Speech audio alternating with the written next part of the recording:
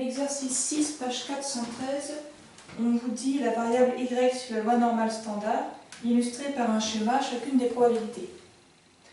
Donc, la première, on nous demande d'illustrer P de y supérieur à 2. Ça veut dire que c'est l'air sous la courbe de la fonction de densité associée à la loi normale centrée réduite pour la variable y au-delà de la valeur de 2. Okay, je répète une fois. On est avec la loi normale centrée réduite, la fonction densité associée à cette courbe représentative, la fameuse courbe de Gauss. Et donc ici j'ai l'axe pour y. Y égale à 2, je suis là. Okay. Je trace une verticale ici à 2. La probabilité d'avoir y supérieur à 2, ça correspond à cette aire-là. Okay. C'est l'air sous la courbe à partir de y égale à 2 jusqu'à plus l'infini. On ne demande pas la valeur, hein. On nous demande simplement d'illustrer par un schéma.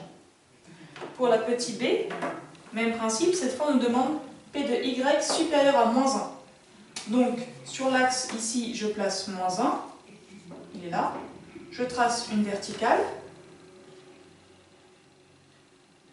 Voilà. Et si on cherche P de y supérieur à moins 1, finalement ça revient à chercher l'aire de ce domaine. L'aire sous la courbe à partir de moins 1, et ce jusqu'à plus l'infini. Petit c, on vous demande la probabilité pour que y soit compris entre moins 1 et 2. Bon, et bien là, je vais placer les valeurs de moins 1 ici et 2 là. Je trace cette fois mes deux verticales.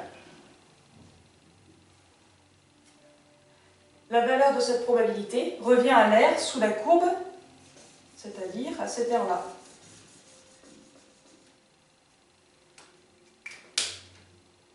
Enfin, question de petit d, on vous demande d'illustrer la probabilité que y soit inférieur à moins 1 ou y supérieur à 2. Donc je vais placer moins 1 sur mon axe, je vais placer 2, je trace une verticale en moins 1, une verticale en 2. Je cherche quand est-ce que y est plus petit que moins 1, ça veut dire ce domaine-là, jusqu'à moins l'infini. Et ou bien, y supérieur à 2, ça veut dire que je peux prendre aussi ce domaine-là.